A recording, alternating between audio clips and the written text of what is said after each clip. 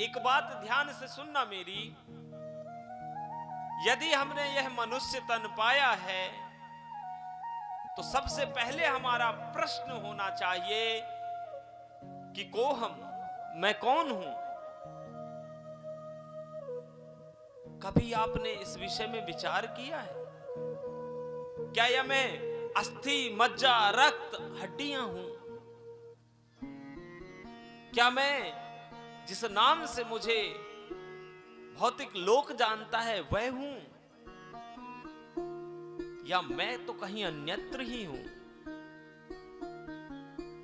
इस विषय का विचार होना चाहिए। और साधारण बात नहीं है ये।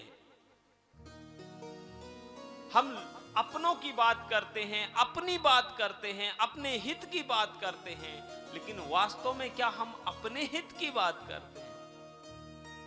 हम पढ़ लिख लें, फिर एक अच्छी नौकरी कर लेंगे, अच्छा व्यापार कर लेंगे, बहुत सारा धन कमाएंगे, उससे सारी परेशानियां दूर हो जाएंगी। वस्तुतः यदि धन दौलत से परेशानियां दूर होती तो बड़े बड़े लोग जिनके पास बहुत सारा धन है वो तो सुखी होते, लेकिन वो तो हमसे ज्यादा दुखी हैं। बोलो राधे राधे। तो वस्तुतः सुख कहां है, आनंद कहां है? क्या संसार में उन संसाधनों में सुख है जिसे पाने के लिए हम दिन रात इतना परिश्रम करते हैं कि हम अच्छा बुरा, सत्य असत्य, ऊंच नीच, सारी चीजों, सारी मर्यादाओं का उल्लंघन कर देते हैं। ये समाज मेरा नहीं है, यह समाज इस शास्त्रगत नहीं है, यह तो समाज कुछ और ही बनता जा रहा है। सारे समाज का व्यापारीकरण आज की इस भौतिक अंधी दौड़ में जो व्यवस्था है उस पे कभी विचार करना, हम क्या वास्तव में वही हैं जो बनते जा रहे हैं, या हमें कुछ और होना चाहिए?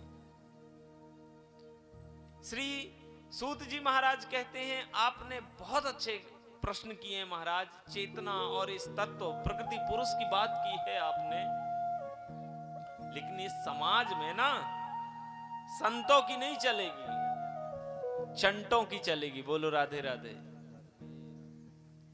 इस परम तत्व की बातें कोई नहीं सुनेगा, अपने हित की बात नहीं सुनेगा। केवल जो कामनाएं हैं, भौतिक संसार के पाने की चेष्टाएं, तीव्र जिज्ञासाएं, धन को पाने के लिए लालायत और भौतिक सुख, पुत्र पौत्र आदि पाने की जो आकांक्षाएं हैं, इतनी तीव्र हो जाएंगी कि वस्तुतः परम तत्व की बात कोई नहीं कहेगा। यदि कोई कहेगा तो उससे सुनने वाले नहीं रहेंगे। महाराज, क्या हम इसी समाज में जी रहे थे? क्या हम इसी समाज की आकांक्षा कर रहे थे? इसी समाज की हमारे ऋषियों ने क्या नींव रखी थी? वेदांत में, दर्शन में, उपनिषदों में, पुराणों में जिस वर्णाश्रम व्यवस्था की बात मनु ने की थी, वह वर्णाश्रम व्यवस्था आज नहीं है जिसे हम आपस में गालियां देते हैं। उन शास्त्रों की अवहेलना कर करके, उल्लंघन करके, अपने स्वयं के वक्तव्य जोड़ जोड़ करके छद विक्षत किया है जो शास्त्रों को, उनका स्वरूप विच्छिन्न हो गया है। हम आपस में अपने नहीं रहे। हम बात हिंदुओं की करते हैं, सनातनियों की करते हैं, स्वरूप तो हमें ज्ञान नहीं है। और वस्तुतः क्या मेरा यह भारत, यह मेरा देश इसी तरह इन अवहेलनाओं की बलि चढ़ जाएगा, स्वार्थ की बलि चढ़ जाएगा? इन सब को देख करके, और जो चमत्कारी लोग हैं उनको देख करके मन व्यथित हो जाता है, और उनके पीछे लाखों की भीड़ देख करके लगता है गुप्त अंधकार की निराश करने वाली हृदय में वेदना उठती है। हम कहां जा रहे हैं? इतनी तीव्र स्वार्थ की जिज्ञासा वस्तुतः हम वो नहीं हैं जो हमें आज समाज दे रहा है। कभी एक क्षण ठहर करके सोचना कि सच में यह जो चल रहा है, यह जो समाज में हो रहा है, यह सही है या गलत? जो हिंदू, मुस्लिम, सिख, ईसाई, इनके नामों पर, धर्म, जातियों पर विभाजन करके हम आपस में लड़ रहे हैं, यह सनातन कभी नहीं था मेरा सनातन तो कहता है कि सारी सृष्टि मेरी है और ये न केवल भारत भूमि अपितु सप्तद्वीप वसुंधरा में सामान्य जीवधारी की एक ही जाति है, वह मानव जाति। एक ही धर्म है, मानवता का धर्म।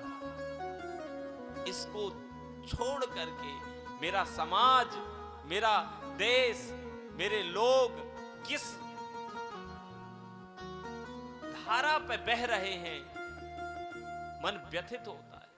तभी कोई महापुरुष, कोई चिंतनशील महात्मा ऐसा कहता है कि नहीं, इस घोर अंधकार निराशा की यह जो रात्रि है, इसका भी समापन होगा।